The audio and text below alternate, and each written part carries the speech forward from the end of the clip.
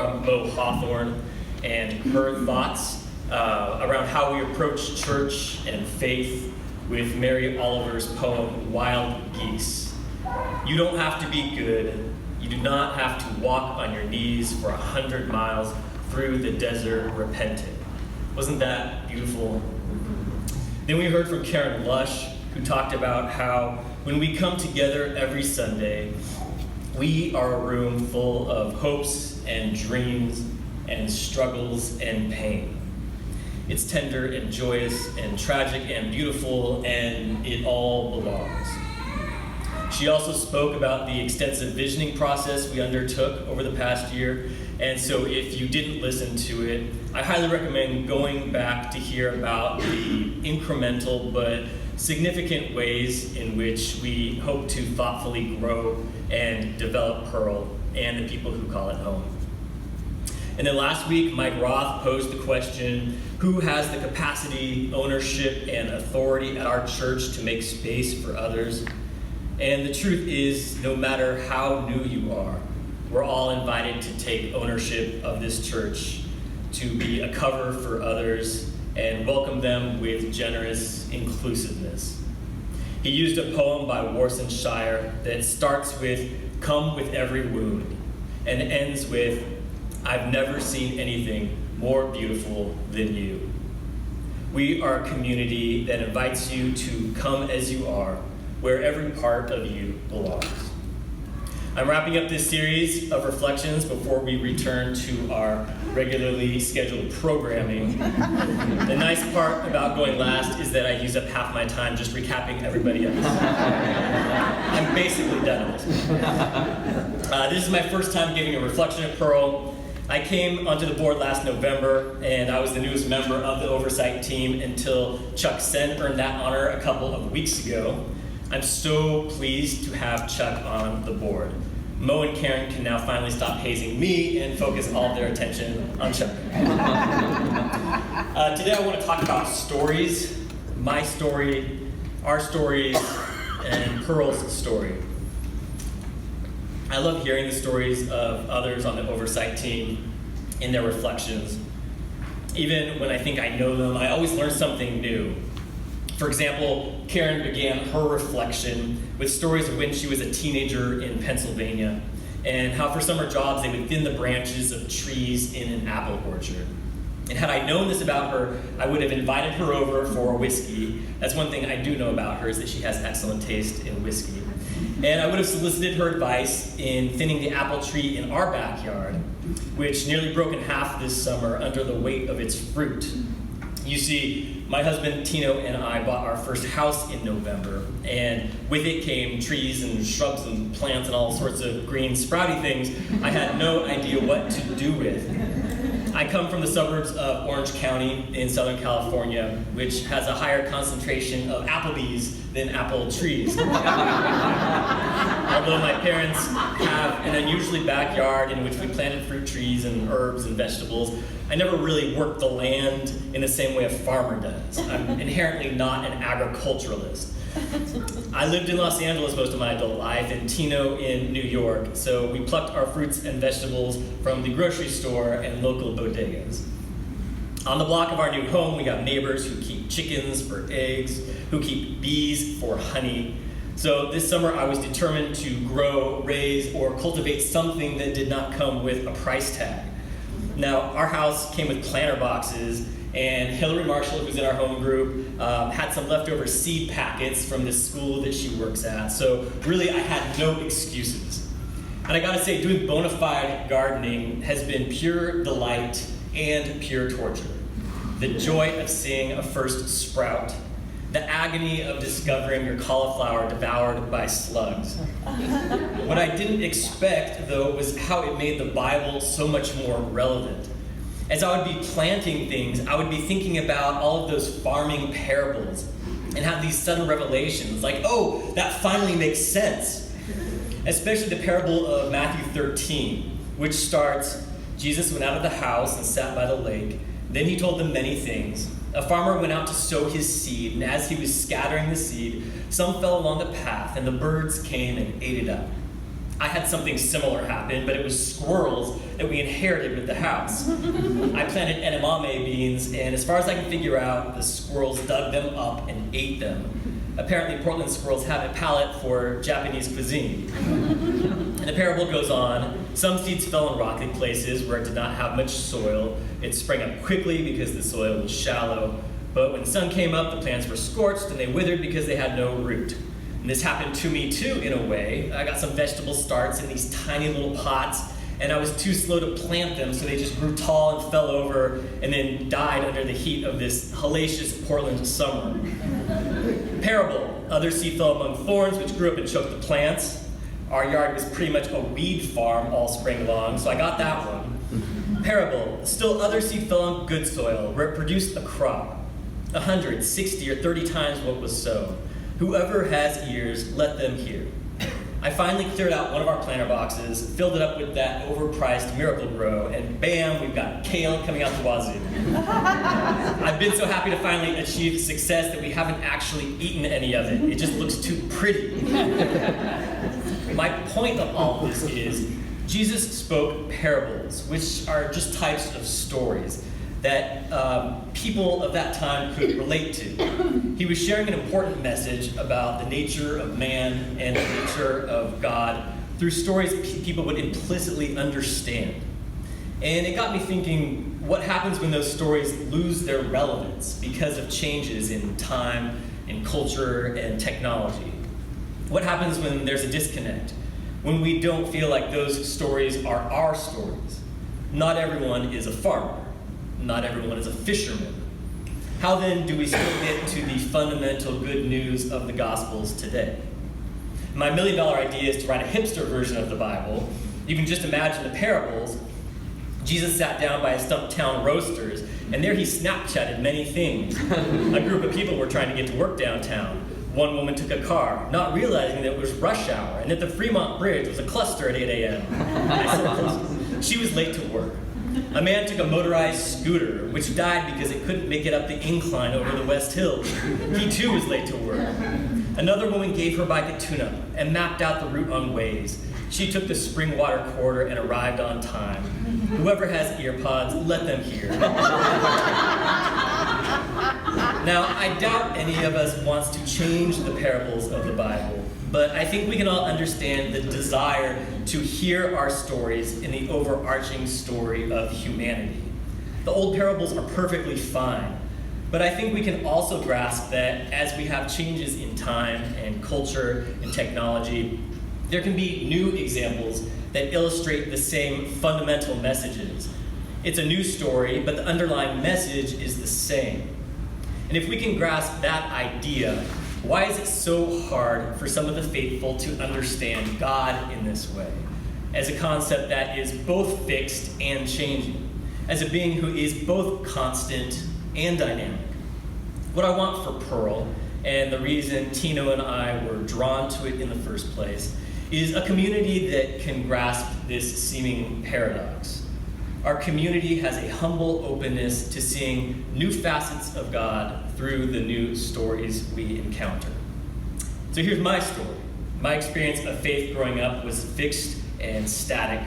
I have vague memories of Sunday school teachers doling out Bible stories like history lessons, all fact and no mystery. Faith was a simple equation: be good and God will love you. God was something to be learned, not experienced. If you wonder why I volunteer in the children's ministry and why I advocate for Pearl pouring more resources into kids and the new youth program, is that I was frankly turned off by God early on. He was kind of dull. I don't want that to happen to our kids here. Even so, I believed in the stories of the Bible as a child. I believed in parted seas and virgin births and walks on water, not even so much because I actually believed them, but because authority figures told me it was true. And being a 3 on the Enneagram, I had to fit in a reference somewhere. My fundamental desire is to earn affirmation, particularly from authority figures. Not much has changed. And so I performed belief really well as a child. Not only did I say the standard bedtime prayers every night, now I lay me down to sleep, I improved upon them, addendum after addendum, like some kind of celestial contract. may I share with you my bedtime prayer as an 8 or 9-year-old boy. This may be the first time I have ever spoken it aloud to anyone. Now I lay me down to sleep. I pray the Lord Jesus my soul to keep. Guide me safely through the night and wake me up with morning light. Amen. Please God bless my mommy, daddy, Tammy and David, Rascal, Misty, Nana, Papa, Nana, Sue, and Tata, all my aunts, uncles, friends, cousins, and sunshine, Arbor. Please let us all live long, happy, healthy, wealthy lives. And in those lives, let us stay close to each other and close to you. Amen. And don't let us have any bad or evil thoughts or experiences. Amen.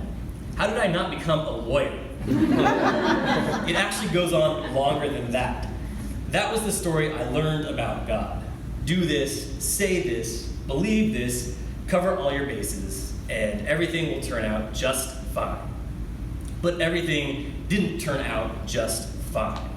Believing in parted seas and virgin births and walks on water wasn't a promise of easy living. By the time I stopped attending church, I also began to become vaguely aware of my sexuality. And that was not okay. I was not okay. Because I had a story that did not fit into the anthology of Bible stories. Or rather, the only stories there were seemed to be cautionary tales. Those who taught me the Bible taught me I was something perverse, deviant, fundamentally flawed. But Jesus loves you. And so I stopped going to church throughout junior high, high school, college, a good 15 years. I had no want of it, and it seemed to have little want of me. And of all the places, I found God again in my early 20s in reparative therapy. Reparative therapy, aka conversion therapy, aka ex-gay therapy. I did it on and off for 6 years, far longer than most people put up with because, Enneagram 3. That therapy was damaging to me in ways I need not go into in this talk. But it was because of this therapy that I started asking big questions. If I'm trying to change my sexuality, why? Who am I doing it for? If I'm doing it for me, then why? Because it's wrong? Well, why? Because it's a sin? Who says? God? Who is God? Does God even exist? I decided I really needed to dig into faith and figure it out. I did something I hadn't done before. I picked up the Bible and read it cover to cover twice. And I'll be honest, could have used a little tightening up. I gave it 4 stars on Goodreads. Kidding. Although I didn't get or appreciate every part of this massive text, I began to notice some recurring themes. And what struck me most was the recurring theme of paradox in the Bible. God is repeatedly depicted as polar opposites. The Alpha and the Omega, the lion and the lamb, the father and the child. The Trinity in itself is a paradox, a single being that somehow expresses itself as 3 beings. A solitary being that somehow exists in perfect community with him, her, or itself. As I began to become comfortable with this idea of the paradox of God, I began to wonder about the paradoxical nature of my own story. Could it both fit and not fit? Could my story not belong in the culture and time around which the Bible was written, and also fit within the overarching story of humankind? Could my story and those like me of shame and rejection and ostracism be both new and something that has happened in different shapes and forms all throughout history? I have a background in screenwriting, and a common saying in the film industry is, give me something different but the same. By that they mean take a popular story and tell it all over again, but make it feel new. Give me something different but the same. I like to give the movie Bridesmaids as an example. When it came out in 2011, it was a typical buddy comedy, but fresh in its own way because it was a comedy with a nearly all-female cast, and it was raunchy. And surprise, women can be funny, and they can be raunchy, and it works. And so all over Hollywood for the next few years, producers were saying, give me the new Bridesmaids. Give me something fresh, funny. Give me something different, but the same. If you've studied any creative writing, you'll at some point hear that there are a set number of basic story plots, in the entire craft of storytelling. Some say it's 7, others say 10, some say a few more than that. But they all agree that no matter what story you tell, it will fall within one of those archetypal story plots. It's funny when you think about it. We come up with news stories all the time in TV and film and comics and literature. Collectively, storytelling is a multi-billion-dollar business. And yet they're just the same stories rehashed over and over in slightly different ways. And so it's only natural to ask the question, in our day and age, could God be telling new stories, but ones that are the same? Could the stories of the 21st century include new characters and new situations, but still be consistent with God's values and the nature of who God is? And as time and culture changes, is God giving us something different, but the same? This has been my experience at Pearl, a community collectively awakening to God's new stories. And it has been so meaningful for me because one of those new stories, one of those stories that never belonged before, has been my story. Pearl made a conscious decision to validate my story, to say to me, your story is different, but you're the same. You're one of us. You belong. Before coming to Pearl, I had regularly been attending church for about 12 years, but I had never once had my story validated on a Sunday morning. Except for those of you who share a story like mine, you may never truly understand what it is like to have to shrug off a fundamental part of yourself before entering the church doors, like leaving a coat at coat check, but more like leaving your very skin at coat check. You can never truly understand. Or maybe you can. Maybe you were a previous incarnation of the outsider. Maybe you were the interracial couple, or the divorcee, or the pregnant unwed mother. Maybe you were the beggar, or the leper, or the thief, or the addict, or the victim, or even the remorseful perpetrator. Perhaps you do know what it is like to have your story rejected, to have a part of you on the outside of the circle. Perhaps all of us at one time have had our stories dismissed and rejected, and that is why we are all here together now, at this particular place and time, in this particular community we call Pearl.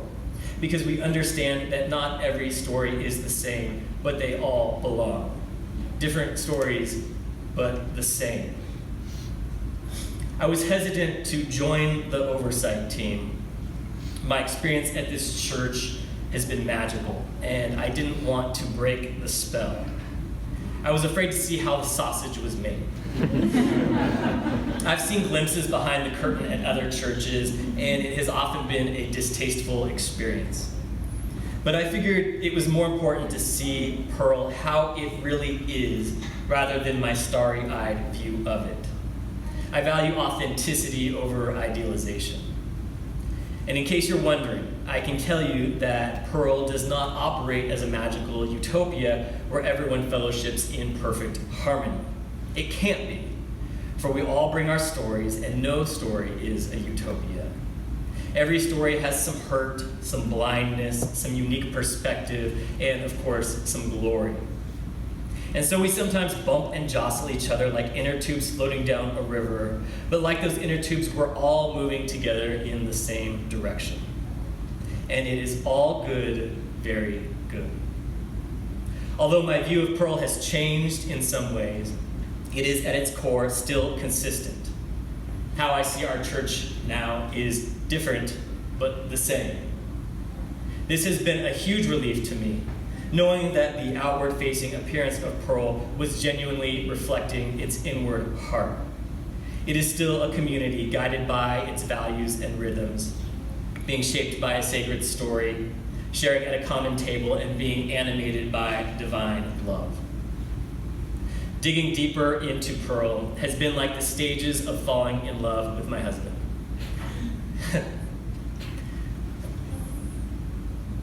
My first impression of Tina was